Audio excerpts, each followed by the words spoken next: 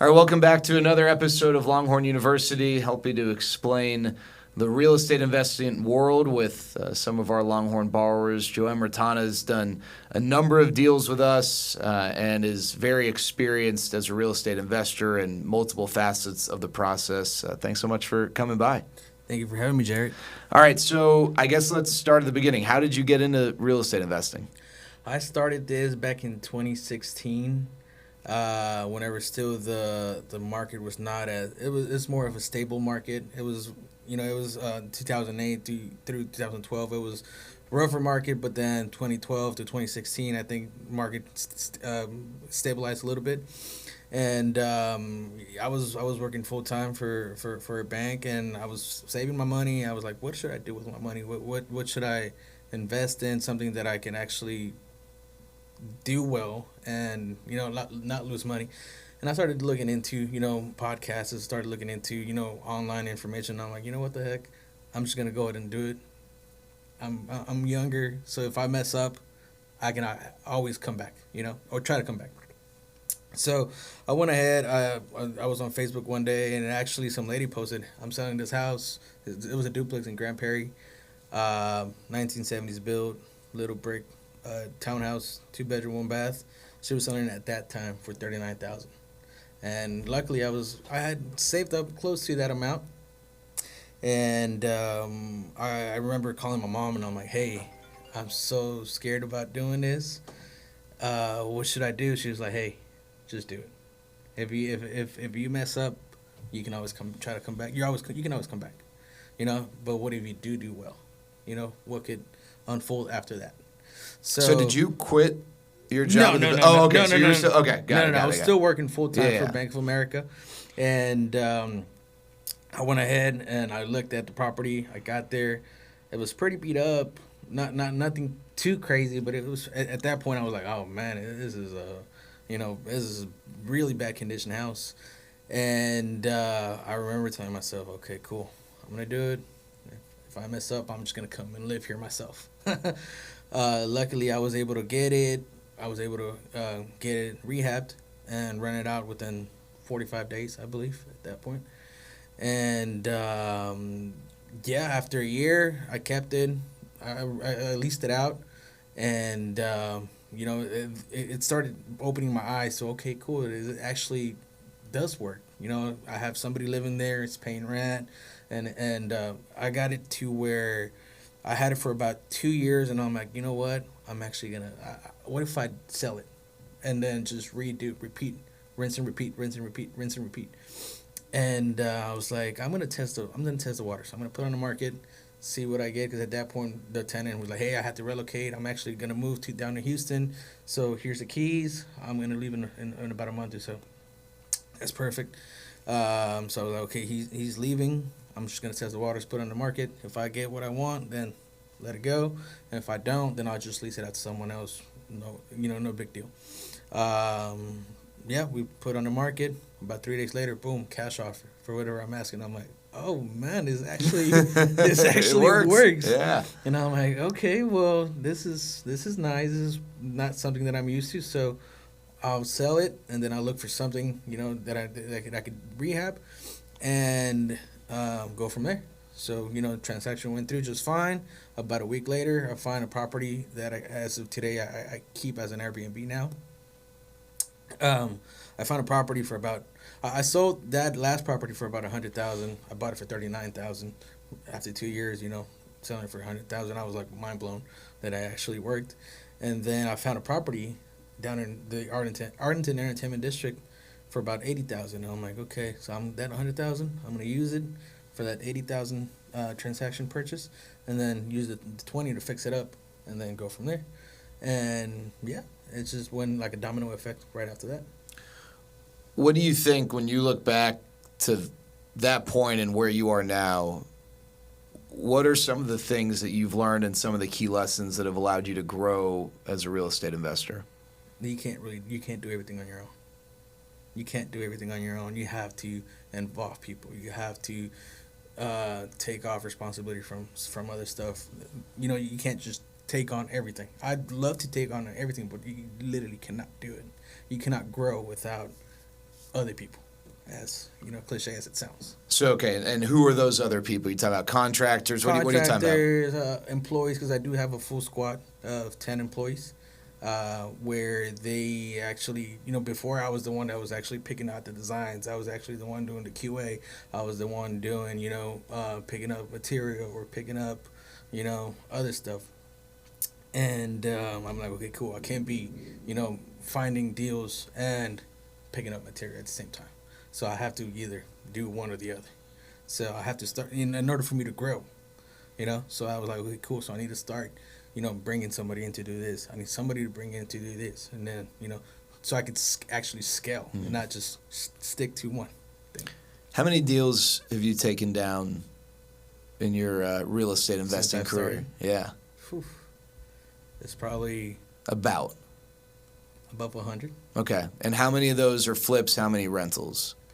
So far today, as of today, I have 11 rentals, and the rest will be flips. So about 100 flips plus. Yeah. And then 11. And when you identify a property, how do you decide, hey, I think this fits as a flip, or I think this fits more as a rental? When it comes to keeping rentals, I only look out for rentals whenever somebody that I trust comes to me and said, hey, I'd really like a house for my family. I've been looking. I can't really find anything. I like your end product. Is there any way that you can help me out? And that's whenever I focus on, okay, what areas do you like? Oh, I like this area, this area, this area. This is where I would live. Okay, cool. I'll focus on anything that gets sent to me around these areas. If it meets the criteria for me to keep it as a rental, then you're next on the list. So that's the only time I keep it as a long-term rental. When it comes to short-term rentals, they have to. The area is what matters. Area is everything. Arlington Entertainment District, close to DFW Airport, close to downtown Dallas. Most of those touristic-ish areas. That's when I focus on the short-term rental areas.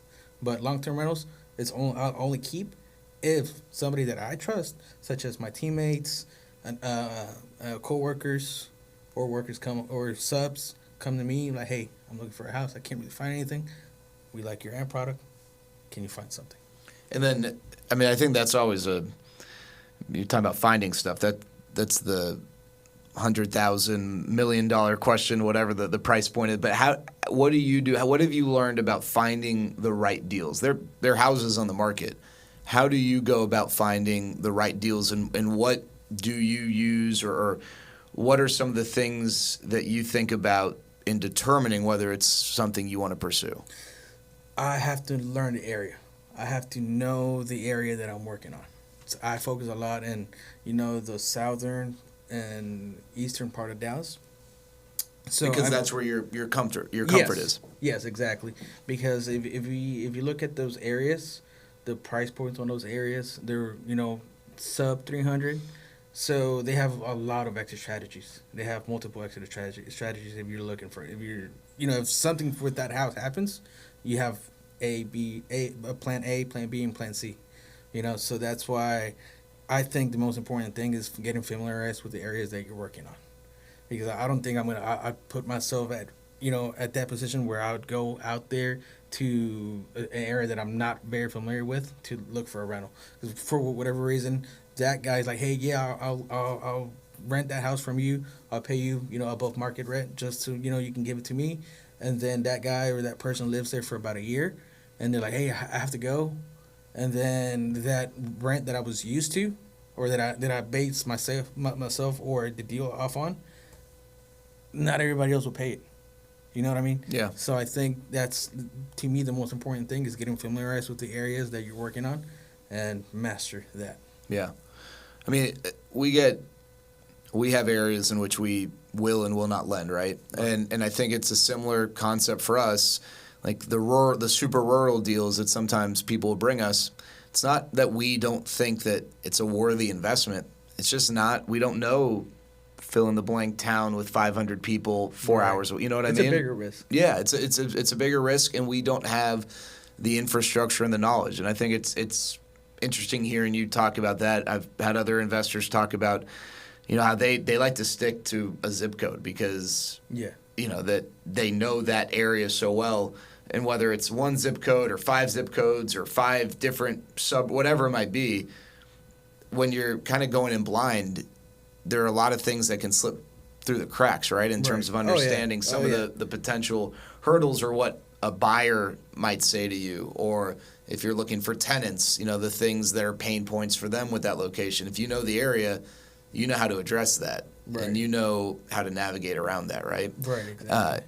How'd you find Longhorn? I don't remember. Was it Facebook? How did we connect? Facebook. It was Facebook, right? Facebook, yes. What drew you to Longhorn?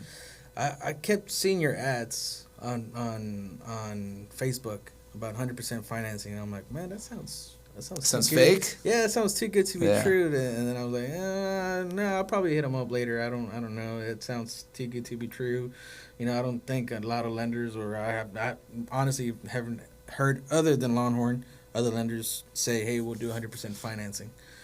So I'm like, I kept putting it in the back burner about hitting you up. I'm like, I'll hit them up the next deal. And I'm like, okay. So I had this one deal that the closing date was like 30 days out. And I'm like, okay, cool. Well, let me hit them up and see if they could do it. If they could do it perfect, I'll go from them. If, for whatever reason, it's not what I think it is, then I still have time to pivot, find other options. And you got to have a plan B and a plan C. Exactly. Yeah. Exactly. So I was like, okay, cool. We'll give them a shot. If it works out, amazing. If it doesn't, then, look for a plan B. Luckily it worked out and it was great. I was like, oh, man, it really is what it is. So what's advertised. So honestly, to me, Longhorn is by far number one when it comes to hard money lending. Well, we appreciate that. It is funny. I'm sure there are people that see the 100% and they're like, what's the catch? Or they think it's like, oh, yeah, 1 out of every 50 people qualify. Like, I get that. How do I qualify for the 100%? No. That's like the first thing. It's not about like qualifying for the 100%. You qualify with Longhorn, and then it's about the numbers of the deal, right? Which you obviously know. But that's the thing I try to impress upon people. This is not some lottery ticket deal where it's like you buy a scratch off. Oh, you could win $1 million. It's like, yeah, right. No shot. Like, you got to be one in.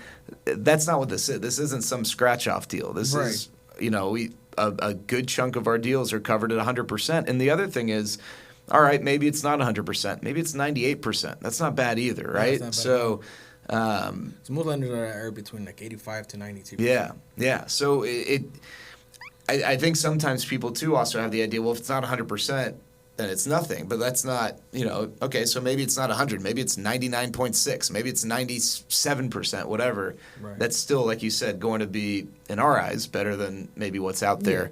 What's your experience been like beyond just the numbers? I mean, I know that you probably, I've run your text bill up. Thank God. I think we're not at the point where there's like limited text messages. But what's your experience been like with Longhorn? My experience has been amazing. Like, anytime I need anything, whether it's a payoff because I'm doing a refi or I'm doing a draw, there's been times where me as an investor or as a business owner, whatever you want to call it, you're a business owner, yeah. You run your that's your business, right? I wake up 5:15, 5:30 in the morning. Work starts at 6 a.m. People start calling me. People start, hey, we need to do this. I need to go pick this up. And then I don't go to sleep till like 10:30, 11-ish, and I'm still working. And there's times where I'm like, okay, cool, I need to set up a draw. And this is the last thing in my mind. At night I'm like, okay, I need to set up a draw so I can, get that wire in. I'll go ahead and submit that draw like at 10:30, 11 at night. The next morning, 8:30 a.m., we receive a request. We've sent it over to our inspector. The inspector calls me around 9:30, 10 a.m. Hey, I'll be around the area around noon. Is that okay for me to swing by? I'm like, yeah, absolutely. Go ahead. So he'll call me. Hey, I'm here. I'm gonna go in, take pictures for whatever you requested, and submit it. I'm like, okay, that's fine. I completely forget about it. Check my phone like around 4 or 5. Check on the emails. We receive a request, your, blah, blah, blah. We'll send your wire in tomorrow, or your ACH transfer, and it'll be there tomorrow. I'm like, oh, man, that's amazing. Quick. That's quick. Yeah. That is super quick. Because, some lenders take 4 to 6 days for them to, get receipts and get this and get that. So, to me, it's been nothing short of amazing. That's awesome. We appreciate it. We appreciate you putting up with me and No, working with us. I thank you guys because you like reaching out to me. It actually means that you care. You know that you actually care about this, whatever I got going on. Some people will be like, "Oh, well, he'll hit me up whenever he needs it or whenever it's necessary." No, yeah, proactive You know? is for sure. So I do appreciate that because it shows the intention of you and that you actually care. Yeah. And I'm not just a number. Well, the minute we stop recording, I'm going to text you about the next deal. So Yeah. I better get that. No, I'm just kidding. All right, so let's talk about a deal quickly. 1514 Langston. Yes. So this is a rental. Yes. So first of all, what do you remember about identifying that deal, or how did that? Was that someone who came to you and said, Yeah, okay. that was somebody who came to me, Riley from Legacy Home Buyers, really good guy. Came to me and said, "Hey, I know you buy around this area." I had already told him that, "Hey, I'm looking for a rental because my guy's trying to, he lives in Fort Worth right now. The house that he's living in, the landlord is actually going to sell it. They already gave him a 60-day notice, so he needs to find something ASAP." And short enough, about 3 or 4 days later, he calls me. He's like, "Hey, dude, you're not gonna believe this. I have this brick house, 70s built, right where you told me to be at. Do you want to go check it out?" And I'm like, "No. Send me pictures, and we'll go ahead and get it locked in." Sends me pictures. I look at it. I'm like, "Okay, cool." Look at the area. Look at the price point, and I'm like, "I'll take it. I don't have to go see it. I just, I would say 85% of my deals are just off of pictures." There's no need for me to go out there because at the price point that I'll be buying it, even on the worst case scenario, there's still enough cushion. Yeah. So he sent it to me. I looked at it, rent numbers, sent it to my guy. Said, "Hey, I have this address right here. Something that work out for you?" He said, "Yes." Perfect. Bam. So that was. So I got the numbers here in the deal. I think about it for like 120. Yeah, 120, 66 in rehab. So 186 all in. Yes. And then it appraised at 254, so that meant we covered all 186. We do 75% of the ARV for rentals. So do the math, and that fully covers 186,000 all in. When you're coming up with the 66,000 repairs, how does that approach differ from if it was a flip? What are some of the things you think about there when putting together the scope? I'm looking into stuff that will work for that tenant. Because the guy's like, "Hey, I need an extra restroom," or "Hey, I need this," or "Hey, I would like this," So I'm going based off whatever his needs and his family needs are, and trying to implement that. Hey, I need an additional restroom for I have a teenage daughter that she likes her own privacy. So because you know who the tenant is. I know who the tenant is. He's actually one of my subcontractors. Yeah. And he had told me, "Hey, it's me and my wife and my 2 kids. I have an older daughter. She's in a teenage. She's a teenager, and she likes her own privacy. So if you can find a room, a house with 2 master bedrooms that have their own, or a bedroom that has their own restroom, that'd be perfect." And I'm like, "Okay, cool. I found it. This house had the room for that." So I was like, "Okay, cool. I'm going to go ahead and make sure that he's happy at that house." Because in my opinion, if a tenant is happy where they're at, they're not going to go anywhere anytime soon, unless something extraordinary happens. Yeah. But I'm like, "Okay, cool." So I need to make sure this guy is happy so he can stay there for a while. I don't have to mess with it. And that's why, his demands, make my budget either go up or down. It's like, "Okay, cool. I need an extra bedroom. I need an extra restroom." Okay, so now I have to budget for that. What do you remember about that deal? Were there any road bumps, any hurdles of that? Was it pretty seamless? Yes. Okay. So, Talk to me about that. So on that one, the neighbor basically took over that property. The neighbor last time I went, they already cleaned it up. But the neighbor was a big time hoarder. Big time. I'm talking about he had like 7 cars in that specific backyard and in our backyard. And these were nice cars. I mean, I don't know. He just had them there, sitting there. It was like classic cars, 67 Chevelle, some S10s, Chevy S10s. And I got there, and we were bringing the skid steer. We were bringing dump trailers. We were bringing in dumpsters. And we were just thinking about, we were actually, I was calling people that buy junk cars. I'm like, "Hey, I have this car. don't know what to do with it. She's like, oh, no, we'll go get it free of charge. I'm like, okay, that's fine. Come on. Yeah. Come on down. And, you know, there was a day that got there. I had tow trucks pulling up so they can take the cars. And then the neighbor comes out and he's like, what are y'all doing? I'm like, well, we're cleaning up our backyard because the city of Fort Worth already sent us a letter that we're violating, you know, or a citation, my bad, that we need to clean up the backyard and, you know, we can make sure everything is nice and tidy. And he was like, no, those are my cars. I used to rent that house. That's why I have my stuff there. You have to take me to court, yada, yada, yada. And I'm like, oh, my God. So I'm like, oh, man, this is about to just go down south really quick. And I'm like, what part of the process are you? So are you still in the loan with us? Have you refied out? No, we already refied. Okay. No. Okay. At this point, this was like a week, or not a week, maybe like 2-3 days after closing. Yeah. We're getting ready to start cleaning up the house so we can get the rehab going. Yeah. And the guy just comes out and he's like, what are y'all doing? You can't mess with that. That's my stuff. I used to rent that house from the gentleman over there. He never told me he was going to sell it. So now you have to evict me.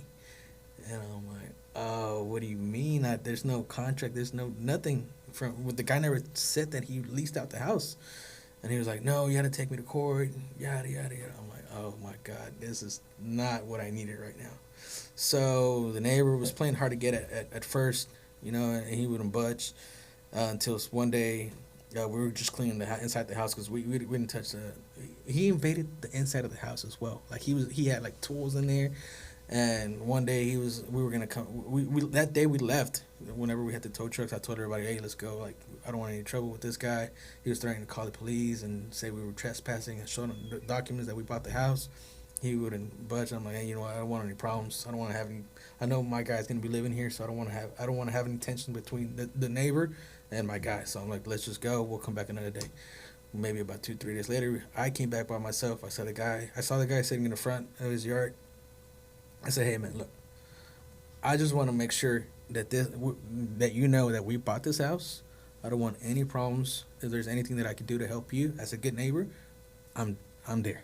You know, you need me to help you move these cars, I can help you. If you need me to do this, whatever, you know, if you need me to borrow my dump trailer so you can go ahead and get your yard cleaned up, because his yard was a mess. Yeah. And I was like, if you need... Not a surprise. Not a surprise, exactly, right? And I was like, if you need me to or us to help you out, more than happy to help you out. You let me know what you need from me so I can, you know, get this going. And just everybody, you know, it's a win-win for everybody. And he was like, you know what, man, I appreciate you coming out here, telling me this. If you guys could just move the cars to the back of my yard, I'm cool with that. And then you guys can go ahead and take care of it, do whatever. I'm like, okay, cool.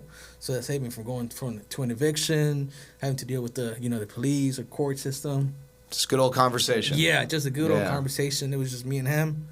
And, after that, he's been good. My tenant, he says, oh, the guy's always saying hi.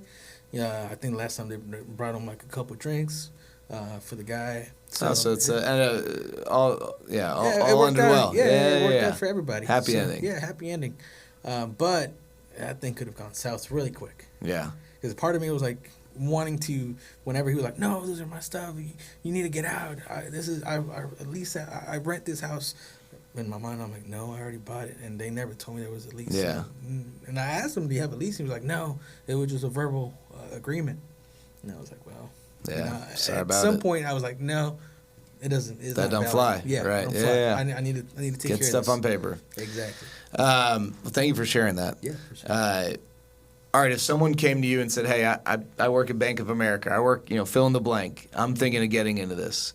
What's one piece of advice you have for me? What would you tell that person? What is a good piece of advice? I would say never stop learning. To this day, I haven't, I learn every day. The industry that I'm in changes daily when it comes to, not just in construction, but numbers and financing, and learn everything you can about what you're about to get yourself into. Because if the better prepared that you are, I think the better result that you'll get. So come in with an open mind, be open to criticism, but as well, don't let it bring you down. Makes sense. Don't let that discourage you. Yeah. It's not always going to be perfect, right? Exactly. You learn from mistakes and grow, and Exactly. next thing you know, you've taken down over 100 deals. And stuff lasts longer than what you expect when it comes to projects, and it's more money than what you project at first. Yeah. So always make sure you stay with an open mind of it's probably going to be a little bit more, because it's always a little bit more. The conservative approach is huge, right? Exactly. Yeah, we see it. And this is an experienced investor who is still telling you this, because we get this all the time. Everyone thinks about the perfect plan that's going to work out. No, that my GCs tell me this and that. No. You got to be, maybe you get lucky, but you got to be prepared for it to take a little bit longer and cost a little bit more. It always takes longer. Yeah. And it's always a little bit more. But when you prepare for that, you're good to go. Exactly. Yeah. Jhoem, it's great having you here. Thanks so much for working with us. We appreciate your partnership, and I appreciate you sharing some insight and sharing a little bit about your story. Absolutely. Thank you. There you go. Another episode of Longhorn University in the books.